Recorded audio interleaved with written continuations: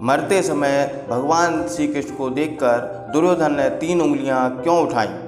क्या था दुर्योधन की 3 उंगलियों का रहस्य? आखिर दुर्योधन अपनी उंगलियों को उठाकर किन 3 लोगों की ओर इशारा कर रहा था?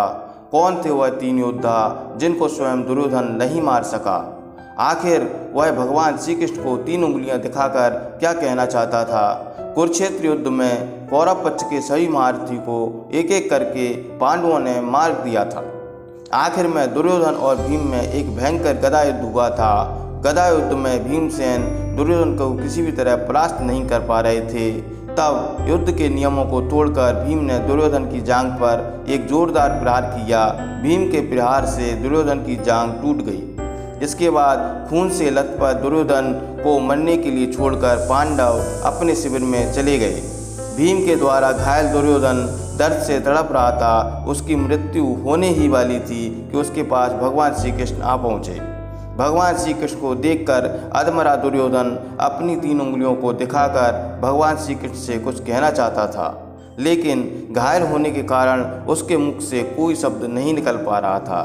दुर्योधन के 3 उंगलियों का इशारा करते देख भगवान श्री कृष्ण ने उससे पूछा कि उस अंतिम घड़ी में तुम क्या करना चाहते हो?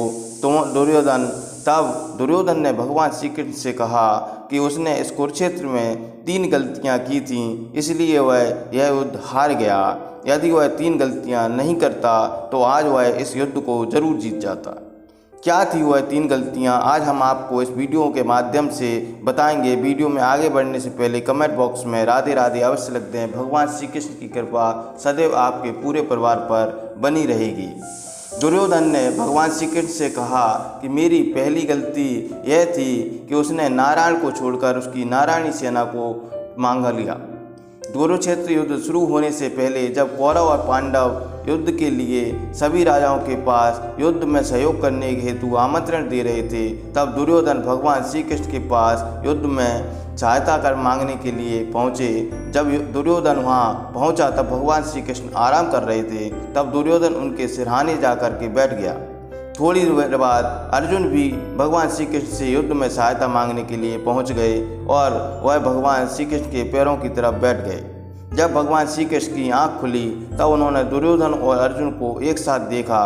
तब भगवान श्री कृष्ण ने कहा कि मैंने तुम दोनों को एक साथ देखा है, इसलिए मैं किसी एक की मदद नहीं कर सकता। अतः एक तरफ मैं बिना अस्त्र शस्त्र के रहूँगा तथा दूसरी तरफ मेरी नारायणी सेना रहेगी।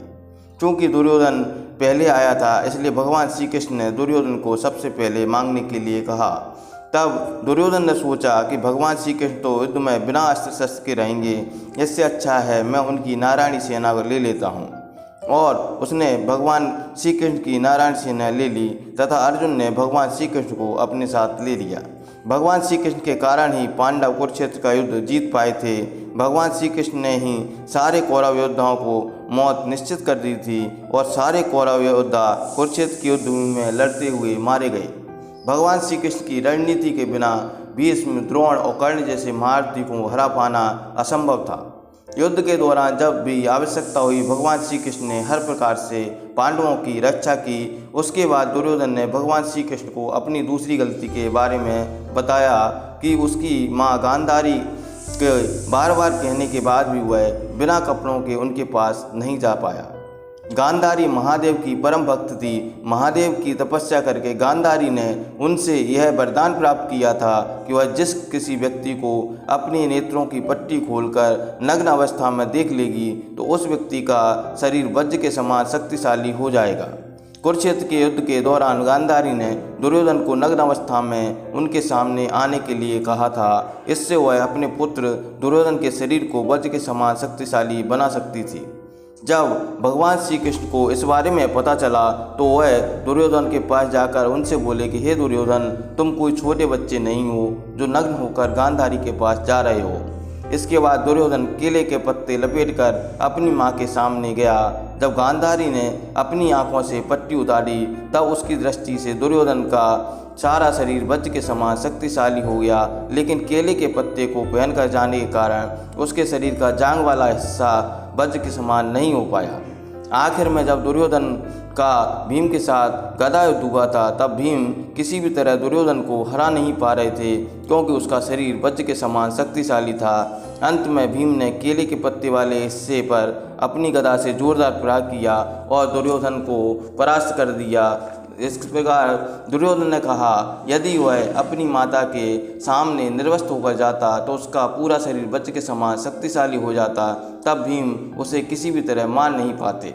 उसके बाद दुर्योधन ने कहा कि उसकी तीसरी और आखिरी गलती यह थी कि युद्ध में सबसे आखिरी में वह गया। यदि वह युद्ध में पहले ही जाता तो कई बातों को समझ पाता और उसके भाई और मित्रों की जान बच जाती। दुर्योधन की बात सुनकर भगवान श्री कृष्ण उससे कहने लगे, हे दुर्योधन, तुम्हारे हार का एकमात्र कारण तुम्हारा अधर्म था, इसलिए तुम युद्ध हार गए। तुमने हमेशा पांडवों के साथ अन्याय किया। जब तुम छोटे थे तब तुमने भीमसेन को जहर देकर मारने की कोशिश की। तुमने लाक्षागृह में पांडवों को जलाकर मारने का प्रयास किया। तुमने द्रौपदी को बड़ी सभा में अपमानित किया। इस तरह से तुमने हमेशा ही अधर्म का काम किया है, इसलिए तुम्हारी हार हुई है। दोस्तों, वीडियो पसंद आया हो तो वीडियो को लाइक करें, शेयर करें तथा चैनल को सब्सक्राइब अवश्य कर लें। धन्यवाद।